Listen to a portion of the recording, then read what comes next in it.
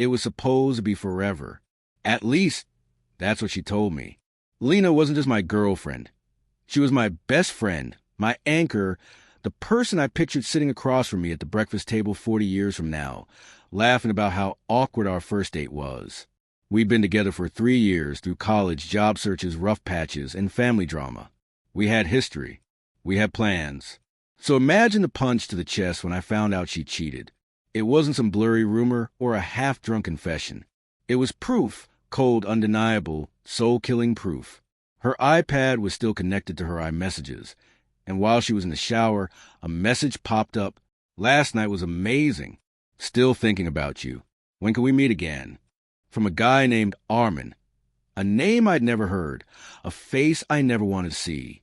I didn't react right away. I couldn't. My brain just froze.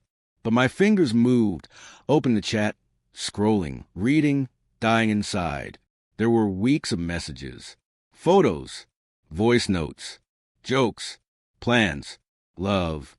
Not the kind of fling you admit and beg forgiveness for. This was a second life. One she built behind my back. When she came out wrapped in a towel, humming to herself like everything was normal, I felt something inside me shut off like a light switch. I didn't say a word. I didn't yell. I didn't cry.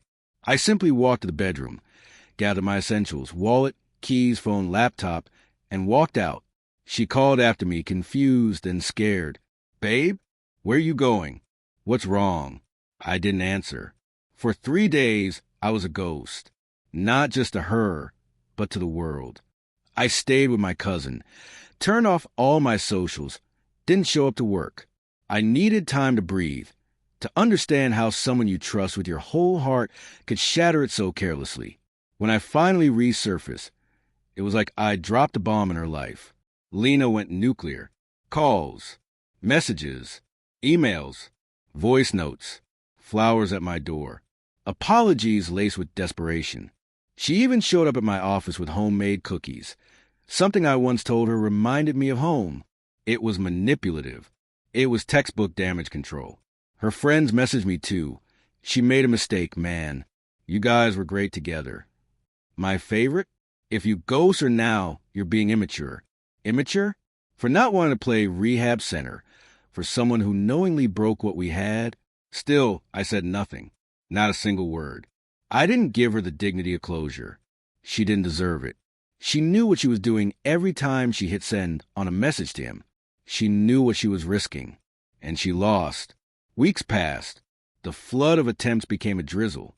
Then it stopped altogether. I heard through mutuals that she tried therapy, that she deleted all her socials, that she told people she had grown. Maybe she had. But I wasn't interested in the new and improved Leena 2.0. Because the truth is, sometimes love doesn't die. It's murdered. And when the person you trust with your heart stabs it and then tries to bandage it with tears and late-night texts, you don't owe them a second chance. You owe yourself peace. So I gave myself the only closure I needed. Silence. The silence became my shield. A boundary I didn't break, no matter how tempted I was to reply. Even just to scream or ask why. Because deep down, I already knew the answer. And it wouldn't make anything better. She cheated because she wanted to. That's it. People don't accidentally fall into someone else's bed over and over again. It's a choice. A betrayal that stretches far beyond the physical.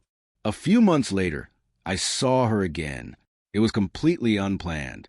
I was at a cafe downtown with some friends, laughing over something stupid, when I felt eyes on me. I turned, and there she was, standing in line with the to-go cup, looking like a ghost had brushed her shoulder.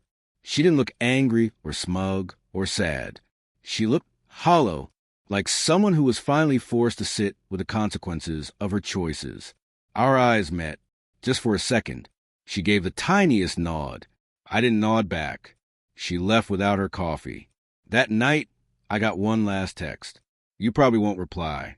And that's okay. I just wanted to say thank you for not yelling, for not calling me names.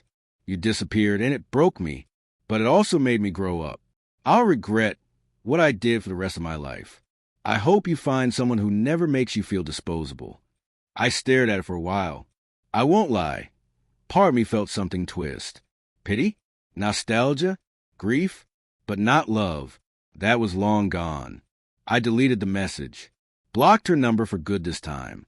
And for the first time in a long time, I slept without waking up at 3 a.m. wondering what I did wrong. Because I finally realized I didn't do anything wrong. I love her honestly. She betrayed me deliberately. And now I'm healing. Quietly. Fully. Alone but whole. 6 months later, life feels different. Better. I've moved into a new apartment across town. Smaller, quieter, but mine. I've taken up running in the mornings. Reading again at night. My friends say I laugh more. My mom says I look lighter. And maybe I do, because I'm no longer carrying the weight of a relationship built on lies. I haven't dated since Leena. Not because I'm afraid, but because I'm rebuilding. Not just trust in others, but in myself.